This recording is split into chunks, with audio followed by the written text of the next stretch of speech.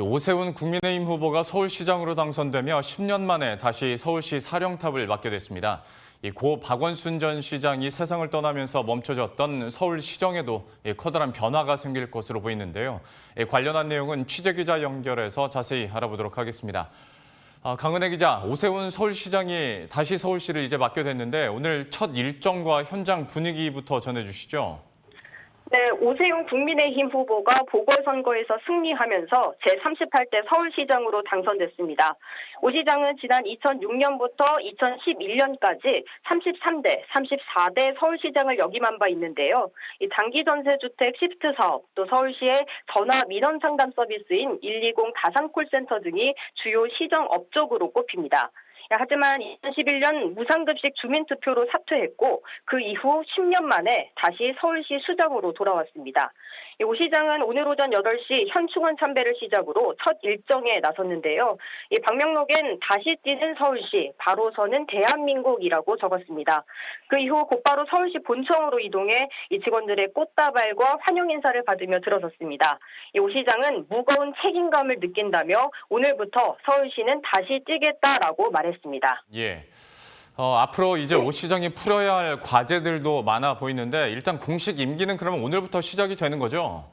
네, 맞습니다. 일단 이번 서울시장의 임기는 오늘부터 바로 시작됩니다. 이 보궐선거로 뽑힌 시장은 인수위원회 없이 당선 다음 날 즉각 업무를 시작하게 됩니다. 임기는 고 박원순 전 시장의 잔여 임기인 1년 3개월 동안만 맡게 됩니다.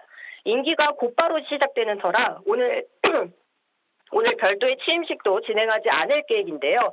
시장 집무실에서 9개월간 시장 권한대행을 맡았던 서정엽 부시장으로부터 인수인계서를 받고 서명하는 자리만 가졌습니다.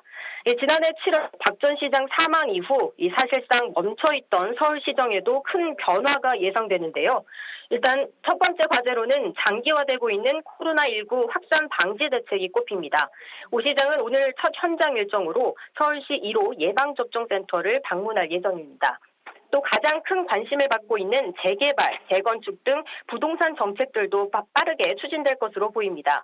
앞서 오 시장은 재개발, 재건축 활성화 공약을 전면에 내세웠는데요. 제1호 공약이 스피드 주택 공급이었던 만큼 각종 규제 완화가 현실화될 것으로 예상됩니다.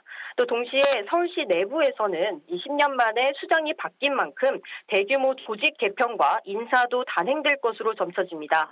고 박원순 시장과 호흡을 맞춰왔던 1급 이상 고위직에 대한 이 대대적인 물갈이가 예상되고 이들의 공백을 최소화하기 위해 오 시장이 과거 자신들의 측근을 다시 불러 모을 것이다라는 관측도 나오고 있습니다. 지금까지 서울시청에서 전해드렸습니다.